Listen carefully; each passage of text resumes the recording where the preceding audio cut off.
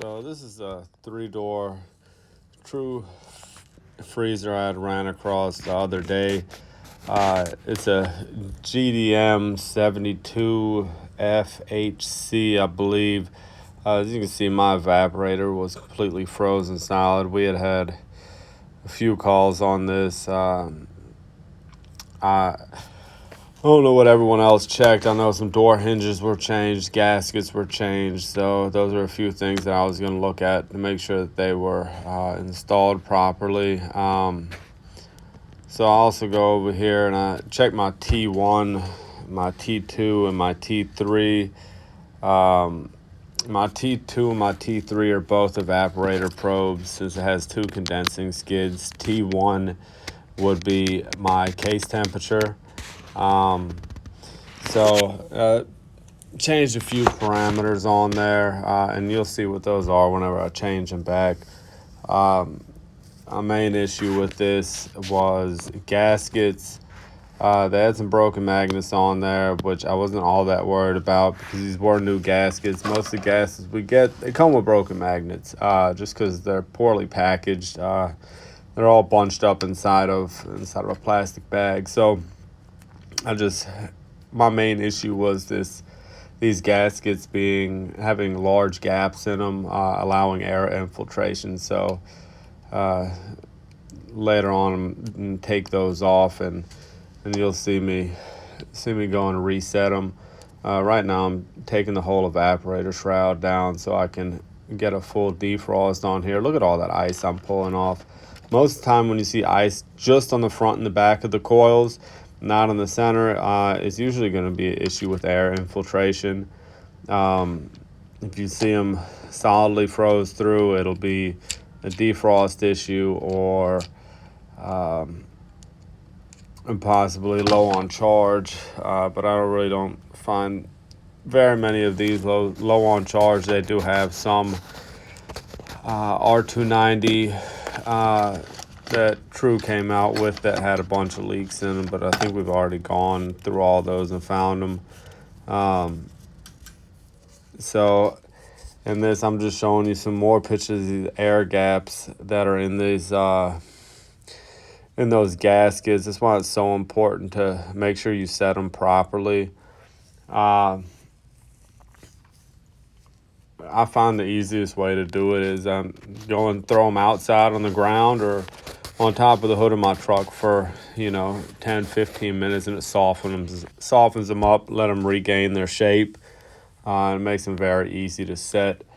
Sometimes you'll have the magnets where they'll be bunched up, and you can just sort of pull and tug them up to where they need to be.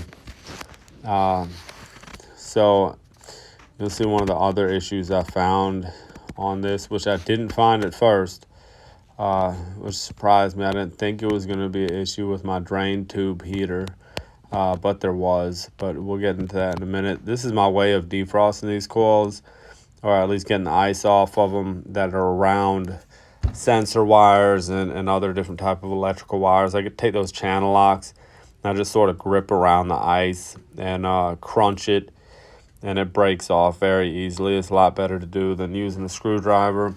So you'll see my T1 is right there, or my T2, I'm sorry, is right there. That's going to be one of my evaporator probes, and that blue one that's on the other side is going to be another one of my evaporator probes. That's what tells my controller when to cut out of defrost, when that whole evaporator has been defrosted and there's no more ice on it. I don't like the way they're set in there. I usually set them right below that first pass on there at the top of the coil, which you'll see I'll reset them later on in this video and relocate them.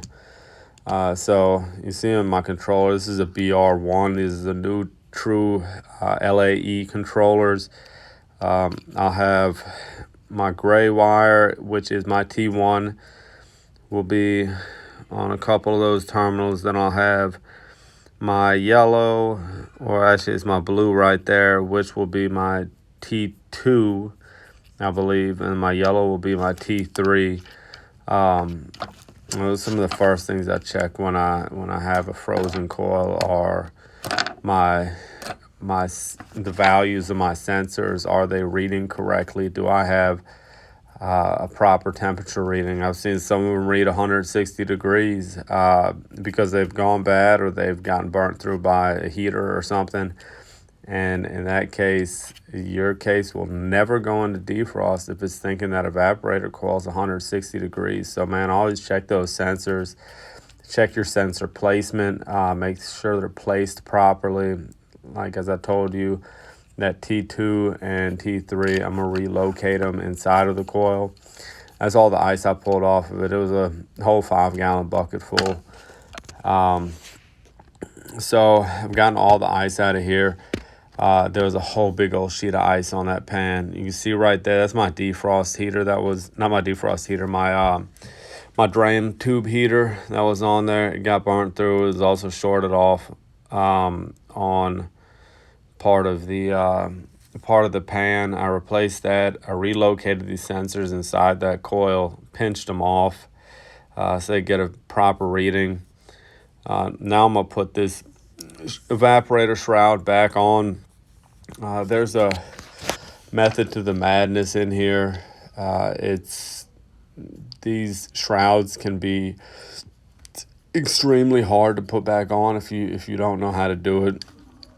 You just have to start taking stuff apart and figuring it out. So here I'm putting my gaskets back on. I start at the top 4 corners, or top 2 corners and bottom 2 corners. And as you can see, I sort of work my way towards the middle from the top down, and then I work my way towards the middle from the bottom down. The same way on the top and the bottom of the gaskets, I'll work my way from left to right and from right to left. And that makes it so it doesn't all bunch up in one corner. It's a lot easier to work with a bunched up gasket if you work from the middle out. And these, you can see I'm trying to pull my magnet back up towards the top so it sits flush with that 45 degree. Sometimes you just have to work them by hand, but it's a lot easier to work them if they're soft. And that's why I put them out in the sun. I usually put them on top of my truck or on the pavement. If it's cold outside and there's no sun, I'll soak them in a bucket of hot water. That's probably about the best that you're going to get. There's no gaps at all. I have no doubt in my mind that this case will be operating properly from now on. It won't freeze back up. I know without a shadow of a doubt. I did my due diligence on this case and checked everything I could. You can see these are all my lines of my gaskets. There's absolutely no air that's able to get into this case. All of my door hinges were installed properly, and they were all working good, torqued properly, and had good closing tension on them. So I didn't mess with those. I did a little slight cleanup of this case while I was working inside of it. And so these cases can be sort of hard to take apart and put back together in an efficient manner if you haven't done it enough. I mean, I've worked on hundreds of these, so it's only with a lot of time and experience, as I've gotten as fast and efficient as I have, and not only troubleshooting but also taking apart and putting these things back together. So let's see, these, I really don't have all that many problems with the true cases, not like we do the Husbands. The Husbands, they have a lot more going on with them, and there's a lot more trial and error with those because they were very poorly thrown together by the manufacturer. Not saying that Husband is a bad company, because they're definitely not, and they have a lot of good products, but I do believe that their Freedom line is not one of the best, and I think it could be a lot better, but it's more so just they need to get better installers to install them is one, and on the other hand, they also need to work out some of their kinks. There's a newer line of freezers, so I'm going back through my programming right now in this controller and changing some parameters. As you saw, my DFT, that's my defrost time. So that's every 6 hours. It'll go into defrost. It's 4 defrosts a day. My next one I'm going to get to in a second. I believe I'm looking at my parameter list on my other phone right there. Is going to be DLI. That's going to be defrost limit. I'd set that to 75. It'll be 75 degrees. That means once my coil gets to 75 degrees, once both those sensors get to 75, it cuts out. So I usually keep that set at 45. So I set it back to 45. I will be scrolling through again. The next one I will get to is FID. Or no, maybe it's FDD. I'm sorry. So FDD will be fan during defrost. I set that to Y, which would be yes. And that was because I wanted my fans to run during defrost so I could, or it's FID, yeah, so I could get it to defrost as fast as possible. Normally I wouldn't run my fans during defrost, so I turned it back to no.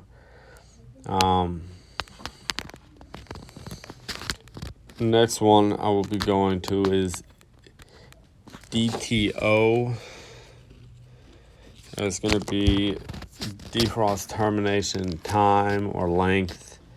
My DTO, I usually keep it set to 40, 45, 48, somewhere around there. I believe I set it to 40 on this one. I did set it to 60 while I was defrosting it, just to break up that ice faster in case I wanted to leave it in a full defrost. So yeah, I had it set to 60. So I'll scroll down, and I think I changed it to 40, I believe.